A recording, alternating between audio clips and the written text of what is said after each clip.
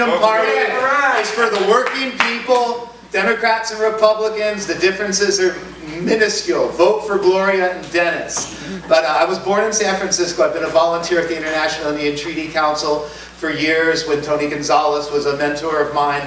And David Shkuli from San Bruno Mountain Watch is the one who introduced me to the shell mounds, the ancient monuments and funerary places of the San Francisco Bay Area.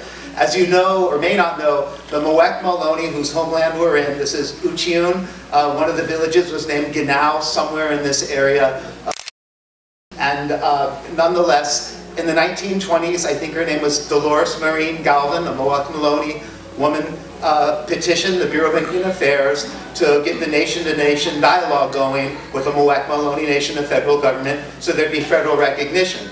So actually, the Muwek Maloney are a recognized tribe or nation, but the federal government has refused to follow through with the recognition process. Therefore, most people think that they are not a recognized tribe. They are. It's just that the federal government has refused to follow through with the process. You can look at the Muwek Maloney's fact sheet and look at their website and read about more of the details. If you know the shell mounds in the Bay Area, they're the ancient monuments, funerary places, not just the Muwek Maloney, but also the Miwok and the Patlan and the Yokuts nations. And there really are no laws to protect them. Unfortunately, almost all of them have been obliterated. There's only a few of them which are intact. They act as cemeteries. Some of them were wonders of the world, which stretched for hundreds of feet in different directions. Some of them up to 65 feet high. I have a map our friend Stephanie Manning found from 1852 after the federal government stole this land from Mexico.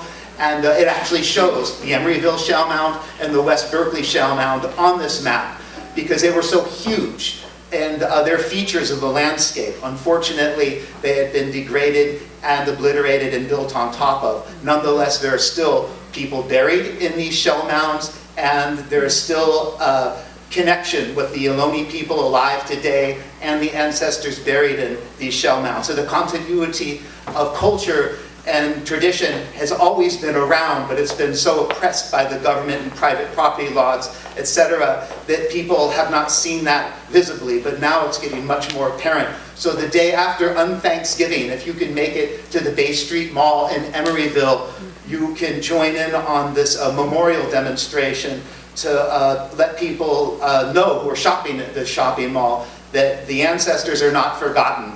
And this is now something a lot of people do. Hundreds of people show up. There's a very hot issue now at the West Berkeley Shell Mound. If you know where Truett and White Lumber is located, the Berkeley train station, and the Spenger's Seafood Restaurant, that whole area is part of the heart of the West Berkeley Shell Mound. For lack of better words, we don't know what the Ohlone called it. Nonetheless, the area is slated for development. We have an opportunity to use eminent domain or something to have this land at least left as open space so that it's not built upon. So future generations of not just Ohlone people, but all of humanity could go and appreciate this, this wonder of the world, this sacred site, even though it is in disrepair, it's ruined.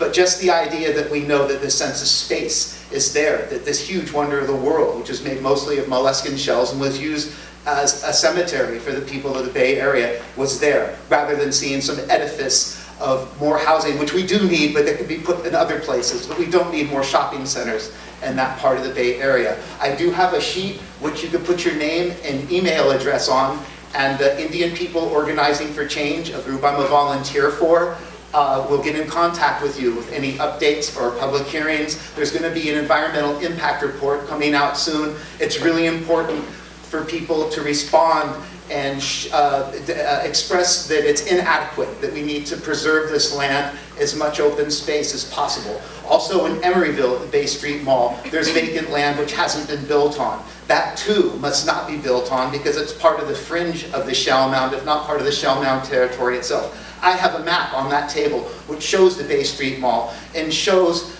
stars, and each one of these stars represents the number of bodies which were dug up recently in the area of the Emeryville Shell Mound. This doesn't include the bodies which were dug up by series of archaeology in the last 100 some odd years.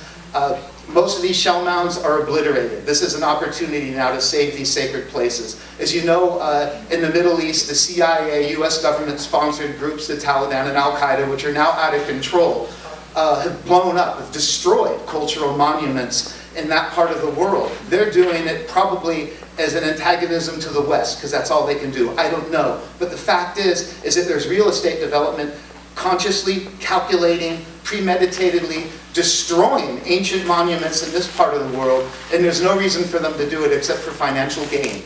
I actually see these people destroying the monuments here as worse than these groups in the Mideast, because the people in the Mideast have a chip on their shoulder, and I can understand why they have a chip on their shoulder, because of our US government's economic, sickening capitalist policy in the Middle East.